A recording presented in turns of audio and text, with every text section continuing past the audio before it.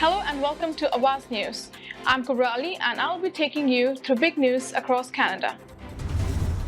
Ontario reports 56 more COVID-19 deaths in past week, rise in positivity rate.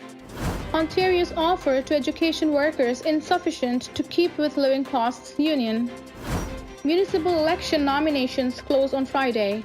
Ontario Nursing College proposes to temporarily register international nurses. Despite cooling market, detached homes still in high demand in some GTA pockets, report. Halton police warn fraudsters are posing as fire personnel selling fake safety kits.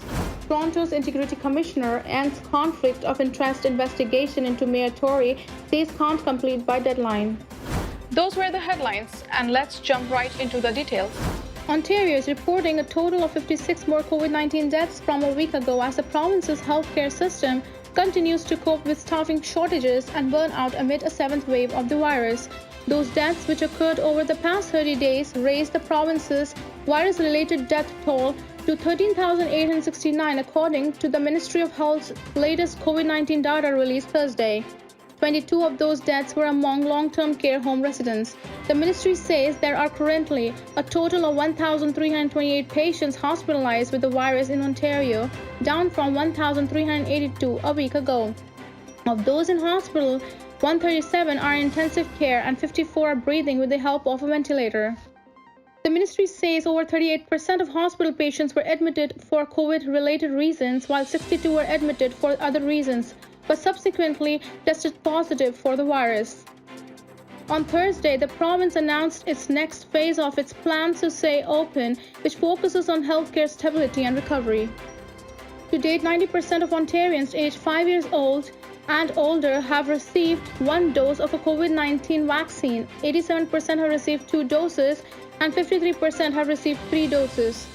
The raises the province is offering education workers in proposed 4-year deal aren't enough to keep up with the cost of living, the union representing public high school teachers said Thursday. Karen Littlewood, president of the Ontario Secondary Schools Teachers Federation, weighed in on the proposal the government tabled earlier this week in bargaining with the Canadian Union of Public Employees. I think it's unfair, she said. We in OSSTF, a third of our members are education workers and they fall in that same kind of earning category. The proposed deal would offer a 2% raise to education workers making less than $40,000 a year and a 1.25% raise to everyone else, gave a first indication of what the progressive conservative government is seeking in deals also being negotiated with the 4 major teachers' union. Littlewood said her union is still in the early stages of bargaining and has yet to receive an offer from the province, but she expects to see a similar proposal. We expect to see a government that bargains in good faith and shows a demonstrated commitment to public education, ETFO President Karen Brown said Thursday in a speech at the union's annual meeting. People interested in running for Toronto's 2022 municipal election have until Friday at 2 p.m. to sign up. Candidates can file their nomination or withdrawal for the offices of Mayor, Councillor, and Trustee for Toronto District School Board, Toronto Catholic District School Board. An appointment is required to withdraw a nomination paper with the City Clerk. All appointments be held at the Toronto Elections City Hall office at 100 Queen Street West. The office is open Monday to Friday from 8:30 a.m. to 4:30 p.m. and from 9 a.m. to 2 p.m. on Friday, August 19. Walk-ins will be accepted, but candidates may have to wait for an available time. Candidates must bring all required documents and identifications with them and ensure their forms are complete. Anyone who wants to run for the office of mayor, councillor, or school board trustee must file a nomination paper with original signature, provide proof of qualifying address within Toronto or the school board jurisdiction, pay the appropriate nomination filing fee, and provide at least 25 endorsements of nomination from eligible Toronto voters with original signatures if running for the office of mayor or councillor. Anyone interested in running for school board trustee should visit the 2022 Ontario Municipal and School Board Election website.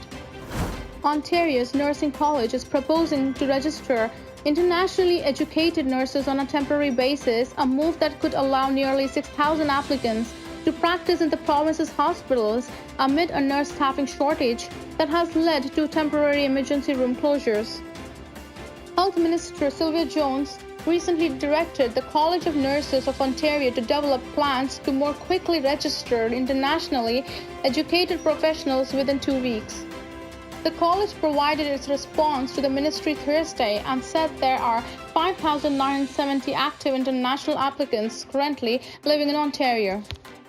The college proposes to allow applicants who have completed nursing education approved in another jurisdiction to temporarily register and to only revoke a temporary certificate after 2 failed exam attempts instead of the 1 attempt they currently are allowed. The college also proposes to make it easier for about 5,300 non-practicing nurses living in Ontario to return to the workforce if they want to. Current rules say a nurse must have practiced within the last 3 years to be reinstated, but the college says that regulation could be changed.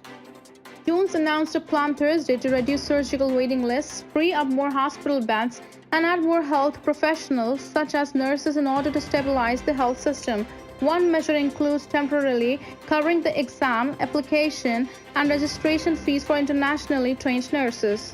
While successive interest rate hikes and broader global uncertainties have cooled the housing market, the demand for properties in some sought-after neighborhoods in the Greater Toronto and Vancouver areas continues to hold steady and even increase, according to a new report.